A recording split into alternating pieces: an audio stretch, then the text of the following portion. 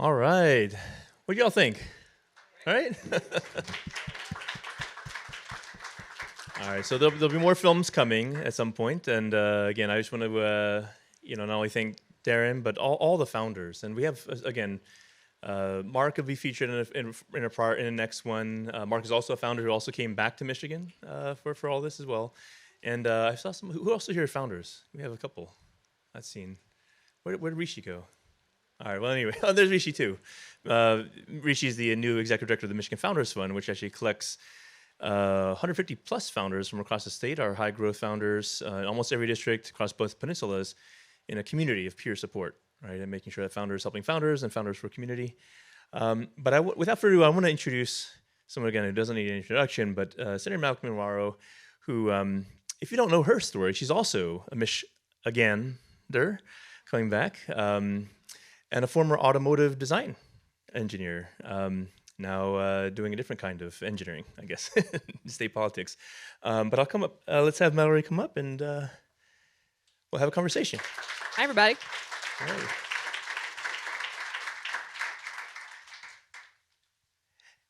All right, so we're here to talk tonight a little about the future of our communities and how we might be able to grow Michigan together, if you will. With more folks like this who, again, are working to better their communities through innovation entrepreneurship. So maybe to start, what did you think of the movie? It was just so inspiring. Was it not inspiring? And I kept thinking as I'm watching this, Doug alluded to it, I am somebody who has lived all over the country. I came from the automotive industry as a car designer. I was a creative director. I was a writer. What is so inspiring about Michigan and Detroit is this attitude of creativity that cannot be stopped. People see problems and they're going to solve problems with or without the help of anybody else. There is so much energy here that I didn't find in New York, that I didn't find in California. I found it here. And when I watched this movie, I thought, this is going to change the world. You know, Darren alluded to the California wildfires suddenly making people here realize how much of an issue air quality is.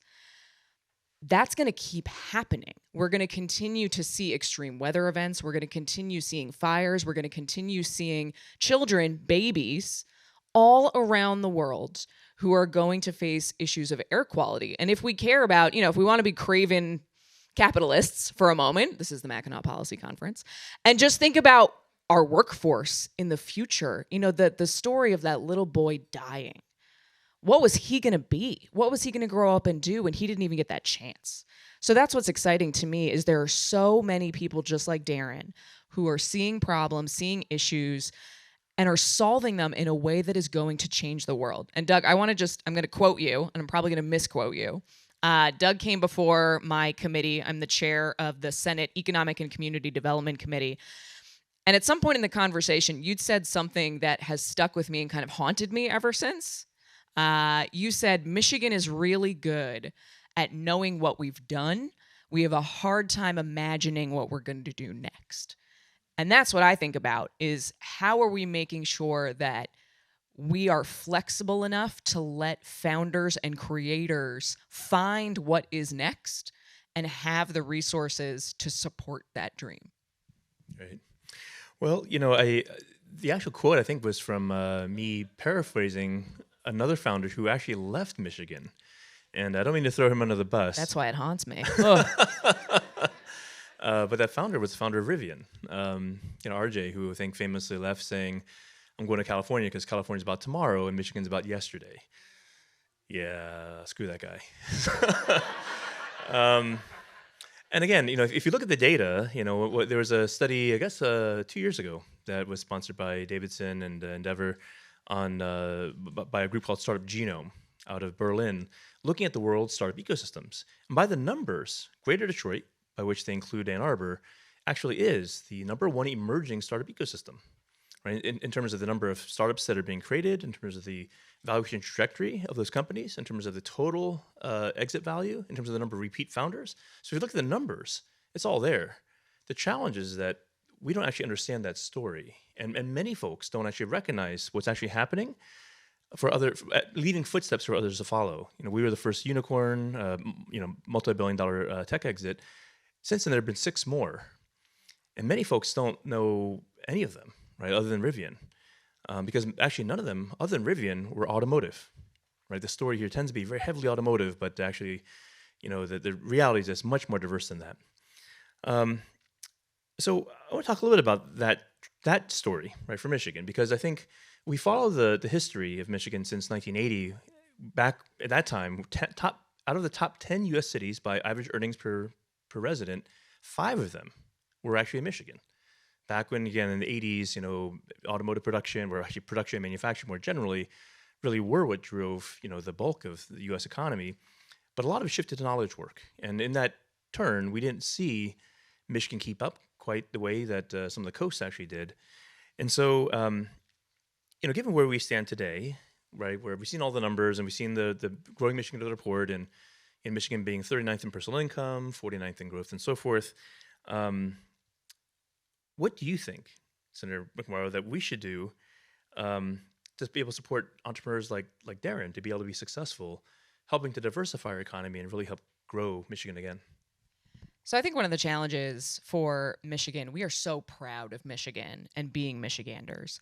But I think too often, instead of trying to be inspired by our past, we try to recreate it. We are trying to capture that moment in the 1980s when, by and large, from Detroit to Flint to, multiple other cities and regions around the state, we had the wealthiest residents. People were the most prosperous in Michigan. And I think it's really tempting. We saw this in Lansing, right around the same time as Rivian picked up and moved to Southern California, which is where I interned as a car designer at Mazda. That is the same time that Ford announced their largest ever investment in Tennessee and Kentucky. And the reaction in Lansing was, we can't lose another plant again. And you talk about the shift from manufacturing to the knowledge economy, but when we were doing our best, the automotive industry in Michigan was the knowledge economy. We became a manufacturing powerhouse because we designed it and invented it and engineered it and changed the way that we manufacture it, and we led the entire production life cycle. And we're going to do that again. So I think that is it's a scary thing for policymakers to get uncomfortable. We want assurances. And I don't think there are assurances in everything, but we have to create space and provide the resources for the next makers. What is going to be the next auto industry? While knowing that our auto industry is evolving and changing, and we should also be at the forefront of that, but recognizing that our core competency has always been the knowledge economy, and we just have to keep up with it. Yeah, I think, in some ways, I feel like, as an outsider, because I came from Maryland here back in 93 for school and never left, met my wife, family, kids, dog, the whole thing. And, but having witnessed this turn, I feel like Michigan, in some ways, has kind of lost some of its mojo in that way. In that, again, there's always been that spirit and that history here. But again, we don't always, the way I would describe it, in California, companies and founders, they get loud before they get big. In Michigan, it's exactly the opposite, right? We get big before we get loud, and we might never ever get loud. There was a company in Ypsilanti that was funded last year by Bill Gates in Venezuela called Luxwall. They raised $33 million in their first round of funding, which is remarkable for what was a new composite of glass, right? Most energy loss through buildings happens through windows. They reduced that by up to 50%. It's like R50 insulation without the insulation, right? So this will revolutionize building construction in America or in the world. And yet, when they put a press release out right after the funding, not a single news outlet here picked it up. Not a single one. In fact, it was Bloomberg, I think, that wrote the first article about them. And in fact, not a single news outlet here wrote anything about them until 6 or 7 months later, when they announced that they're going to open a new factory. And guess what the headline was, right? Michigan Ypsilanti company opening new factory. And so I think sometimes we sort of lose the plot or bury the lead like that far too often. Well, and if I can jump in on that and just kind of tie back to the previous point, this was what was so heartbreaking for me about Rivian, because it was that same story. You know, there were all the headlines about Ford, very little about Rivian. And Rivian moved their entire design and engineering center to Southern California, to a place where they are willing to pay a premium to do so. And I think that's something that we have to change our mindset about, is that if you offer a place that has the talent, the amenities, the communities, the support, that companies will pay a premium to locate there. So it's not always about, you know, the largest incentives or the costs. It's about that perfect combination that is worth whatever it takes to locate there, because that is where the talent is. Right. You know, on that note, I mean, I don't know if it was public, but well, anyway, you know, there was with Amazon HQ2, right? That whole thing that all the cities in America went crazy about. You know, we offered a pretty significant package for Michigan. $4 billion. $4 billion, and the community that actually won it, right, in Northern Virginia, offered how much? $550 million in incentives, but paired with more than $1.1 billion directly into education from K-12 with a focus on STEM, a new campus of Virginia Tech that would guarantee 17,500 software engineers and many other degrees that you know you need to have in a headquarters, and expanded transit in Northern Virginia so people could get there. Yeah. When we were growing Duo, you know, Duo is about 1,000 folks as a business unit within Cisco today. But by the time we got to about 400 people or so, we were looking at the next 400 to go higher. We decided not to do it actually in Ann Arbor. We had actually opened an office, two offices at the same time, one in Austin and one in Detroit. And the Austin one quickly grew. I think Detroit ended up being about 50 folks, but Austin ended up being about 300 in about 24 months. And part of our rationale, because none of us had actually really spent any time in Austin. We're just like, seems like a cool place, to be. There's like good food, good music, keep Austin weird. That sounds like Ann Arbor. But what it really had, right, as we were really looking at this, was a concentration, right, of talent in terms of, other tech companies being there. Although it was early back then when we first landed there, they had affordability. And so there were kind of three things on our mind: development, affordability, and transit.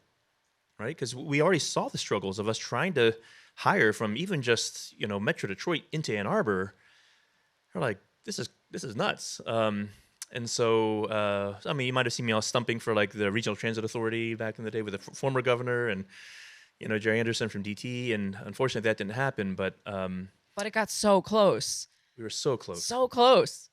So what else do you think that we need to be able to better support entrepreneurship and also make Michigan a more welcoming place for folks who would want to help solve these problems in our communities and help really grow them? So I think that if folks here haven't read the Growing Michigan Together report, who has, by a show of hands? All right, way to go. For those who haven't, I want to see those hands raised by the time we all reconvene here next year. There's a lot of really good insights. Beyond the work that the council did, Hillary Doe and her team interviewed thousands and thousands of young people to ask them directly. I mean, that's sort of a shocking thing that we don't do it more often. It's when we ask, why is young talent leaving? Ask them. There's all of these people who have not been young workers coming into the workforce in possibly decades, trying to figure out what young people want. Just ask them. And what they found was, I am technically an elder millennial, which is sort of offensive, but I'm in like that time frame. And from my generation on down, young people just don't expect any career longevity. You expect that you're going to have a new job every 2 to 5 years. That's just how it works. So what the team found when they surveyed young people is that concentration of jobs in your career are important. Not just one. I'm not going to move and relocate for one job, because what if I don't have that job in 2 years? So concentration of opportunities. Transit was a big thing. Affordable places to live, affordable housing. And thinking about all of these things together is something that I know attracts people, and I think is going to attract founders, because you want to go to not necessarily a state, but a region, a city where you have that concentration. I just started kicking off a series of roundtable discussions. We started up in Traverse City. I co-hosted an event with John DeMoose, who's one of my Republican counterparts, and we hosted a discussion about what would it mean for success in northern Michigan. And something that I think was a really interesting insight that one of the participants mentioned was that we have to think about these things clustered together. How do people have access to affordable housing and transportation to communities that they like? Not these things in silos. So I think if we start to think about that, and I'd love to hear what you think, where we start to create kind of these bubbles, these regions where residents have access to all of those things, they become magnets for talent. So if I can ask you a question, I'm going to flip it on its head. As you're looking around the country, because I think sometimes Michigan gets intimidated. Michigan policymakers get intimidated thinking, well, we're never going to be Silicon Valley. We've made that mistake thinking that we're going to be Silicon Valley. But there's a lot of other places that you wouldn't expect that are really taking this model and succeeding. And I wonder if you've seen some of those as you're watching founders around the country. Yeah, and since I left Cisco, 18 months ago, I've been to 13 countries, doing a little bit of the same. Sort of looking at startup ecosystems around the world, how they're faring, and what lessons are there to be learned from how they've grown, and also bringing some of those resources hopefully back here. But a couple things. One, you're entirely right. Founders want to be where founders are, and startup employees they want to be where there's that concentration of startups. But it also becomes down to founders, just like it was for us, thinking about, well, what's best for our team, right? They need livable places where they can go and raise families, own houses, be on that, trajectory of their lives as much as their careers. And again, some places make it easier than others. I think when we think about the opportunity we have, right, to think about what growth through innovation and entrepreneurship look like statewide, the important thing is to think about equity. Right, meaning, in the same way as that this is the largest, investment in industrial policy since World War II. Right, the Biden's doing right with Bidenomics, with Inflation Reduction Act, with BIL, with the CHIPS Act. It's quite significant. And what fundamentally at its thesis is how do we increase American competitiveness, right, through innovation, but in a way that's inclusive. And a large part of my service on Secretary Armando, she'll be speaking Thursday morning. Her National Advisory Council on Innovation Entrepreneurship. We've been working on things like tech hubs and some of these other programs, which have been really focused on how to see that impact land in a much broader way, where technology can be the great equalizer versus the great divider, the way it's been in some of our coastal communities. And again, because technology is how to do things, right? It's not anything specific or more unique than that. And that kind of problem solving happens in communities everywhere. It just isn't always elevated, supported, recognized in the way that maybe it can and should be. And by the way, also on Thursday at a little bit after noon will be a session with Lieutenant Governor Gordon Gilchrist and Victor Huang, who's actually in the back there, from Right to Start, which and Victor was formerly at Kauffman, did a lot of the work for Kauffman on their entrepreneurship policy. But looking at, again, the opportunities to really help entrepreneurs through policy have an easier go of it, right, and make it much more accessible, right, for folks to start companies, high growth and high wage companies, hopefully. But here, one of the things I think, as we talk about equity, it looks different, right? If you think of like Southeast Michigan versus, say, the UP, right? But what's in common is really distance to power, and closing those gaps, right, of access and opportunity are really, I think, the great opportunity that we have in Michigan, right? Michigan has a unique opportunity to do this really well and right because we have so many historical resources, so many assets, so much history, and all these industries that have been super successful here. If we can bridge them to the future, then I think we can see, again, a lot more folks uplifted. I want to call out a program that MFF, Michigan Founders Fund, will be doing around an equity accelerator, actually, that will be statewide to help support founders, again, grow their businesses more quickly with the support of other founders and, again, hopefully other corporates and with the support of philanthropy in their community. But again, I think it's about community, not necessarily just programs. And I think right now we see a lot of focus on like, well, what about the founders, or what about the capital, or what about the talent? These are the nouns of economic development. But I think what's so much more important are the verbs that typically come out of community development, right? How do we connect? How do we amplify? How do we advocate? And that work right now doesn't really have a natural home because, again, we don't really have a Mish Auto for innovation, our other industry trade associations like, Next Energy or what have you. They've all sort of focused on some of the largest employers, right? Not the smallest. And so this is the kind of work I think as a community we have to do to recognize, again, how we can also lean in to support the communities of innovation that are happening here. And I just want to pick up, I loved what you said about technology being the great equalizer. Because I think as we've debated this in Lansing about what programs do we support and what incentives are there, that this idea of supporting technology, I think, is off-putting to some legislators because it implies that we are excluding people who are not software engineers. But something, going back to Darren, that was technology as the great equalizer. I represent North and Northwest Detroit, and I had a coffee hour while the wildfires were kind of ongoing, and a resident came to my coffee hour and said she was so upset that they didn't get any alerts. There were kids running around at school and at daycare, and they didn't know, if you weren't somebody who was watching the news or getting access to emails, there was no alert system. And what I loved about Darren's example is it's technology in a way that simplifies it and empowers the residents, where you're not waiting. I think the resident was asking me, what is the state going to do to tell us when these things are happening? Let's decentralize it. And technology can do that. So what is that connective thread that we can do to connect and inspire and empower and bring all of these people together? I think that's just such a powerful way to think about what technology actually is and can do.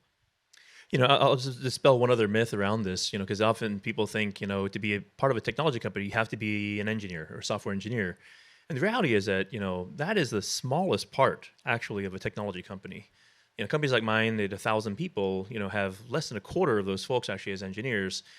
Companies like, the Quicken family of companies, right, that Dan Gilbert has, those thousands of people he has, guarantee you, are not all engineers. He has lots and lots of inside sales folks, right, on phones, right, doing telesales and doing customer support and service. StockX, by the time it got to 700 people, had 30 engineers, right, out of 700. And so again, the shape of these companies looks like many other companies. The technology part is actually often, even for dedicated tech companies, some of the smallest part.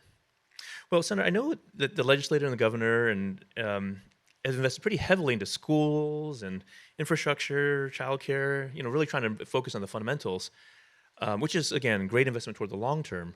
I'm curious what you think about what more can be done in the short term, really, to help move the state forward, particularly around, the segment of high growth, high wage jobs in the state.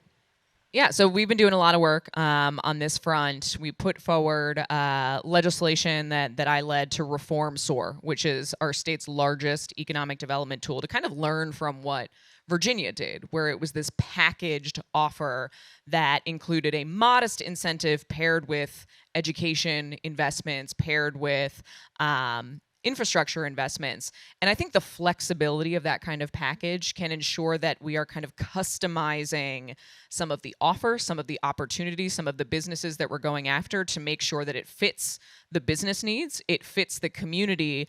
And the question that I think we need to answer is, anytime we are spending taxpayer dollars on anything, are the residents going to be better off at the end of it, even if the company is either unable to fulfill on their promise, the market changes, are those investments going to be worth it? We're not going to be able to, with the limits of the state budget, spread resources equally all across the state. But by starting in certain areas, building out those hubs, those talent hubs, I think we can make a real impact really quickly. And there are a lot of other states now who are taking on this challenge of developing their own state's comprehensive, long-term economic development strategy to answer the question, who are we as a state that's different from the 49 other states? What's our unique value proposition, and how can we celebrate our assets, lift them up, instead of trying to be the same thing that every other state is being simultaneously? I think in the Guardian Building in downtown Detroit, there's that beautiful mural, right, on of Michigan and its industries and so forth, dating from the turn of the century. And to produce that today is quite complicated, right? Because we have, even just in the Michigan Founders Fund, right, 150 companies, there's 17, 20 odd verticals represented. I think Michigan's the second most agriculturally diverse state in the union. But when it comes to our economic diversity, it's actually surprising what that looks like as well. But again, I think it's like the old parable of the blind man and the elephant, but it sometimes feels like, depending on what part of the state you're from, you have a different take on what Michigan really is or should be. So to that end, I'd be curious to your take on what does it take to really build the kind of bipartisan coalitions that we'll need to really get this done? Because again, these are not Republican or Democratic problems. These are just Michigan problems, right, that we need to solve. And it feels like very often, particularly in economic development, these things are weaponized, right? I tell people all the time, in Michigan, we're really good at execution, getting things done, right? But execution is about doing things you know how to do already or have done before. And innovation is about solving problems that we don't fully understand, sometimes by doing things we've never done. And that means risk. But risk for politicians is really, really dangerous, right? Because just like I think Obama got raked over the coals for Solyndra, right, and the green loan programs that targeted. But if it weren't for Solyndra, there'd be no Tesla, right? And people forget that. But again, these things get weaponized in so many ways. So how do we go about this in a way that brings Michigan along when sometimes the politicians don't always want us to? Yeah, I mean, it's a unique challenge, especially to a state like ours, because we are a battleground state. So unlike some states that are solidly Democratic or others that are solidly Republican, we are very likely to kind of swing back and forth, as we have historically. So I'm really excited about this effort that we've started within the legislature. And there was a reason that I started in northern Michigan and with a Republican colleague, is to kind of leave partisanship at the door. Because in the next 2 years, we will have a new governor. And I think we have to prepare for what I hear from companies of all sizes, large, small, in between, is that we need consistency. That is one of the scariest things about Michigan, is you're not sure what's going to happen next when there's a new administration. So by starting this process, what we hope to do is build out a 10-year plan. And when I say plan, it's not down to the specific, what are the incentives and what industries are we incentivizing, but what is the framework by which we can all agree these are the metrics for success? Are we raising median income? Are we increasing the number of residents who have a post-secondary degree or certificate? Do we have kind of that sweet spot of access to affordable housing and communities, whatever that means for every region? And my hope is that by building out that plan within the next 2 years from the legislature and getting a majority of legislators, Republican and Democratic, to approve of the plan, that it would outlive us. It is something that we commit to for the next 10 years. This is Michigan's economic development plan. And that becomes the narrow lens by which you can introduce policies, you can put things forward. But I think it's a unique challenge for us because we have to accept we can't afford for the winds to change so constantly. And this is an area, especially economic development, where we should be able to come together. And there's no better moment than before 2026. What I'll also call in this audience as we kind of close out is, one of the things I feel is missing to help ensure that continuity, right, between, the administrations and all this, beyond better policy is actually having the right community of leaders. And by that, I mean, multi-sector and multi-institution. And if you go to places like Indiana, they have the Central Indiana Corporate Partnership, which for 35 years has had, 70 odd CEOs of business, of academia, of civic leaders, as well as philanthropy, partnering on, again, what it takes to actually diversify their economy through innovation entrepreneurship and build real regional prosperity in Columbus, right? Columbus has a Columbus Partnership, and that's again a similar tenured and similar scale group of leaders. Here, we do have the chamber, and chambers do a lot of this kind of work at a policy level. But getting leaders, business leaders, civic leaders, philanthropic leaders, who sit at a singular table, right, working on these kind of things, where it's not just about, again, what we're going to produce or publish or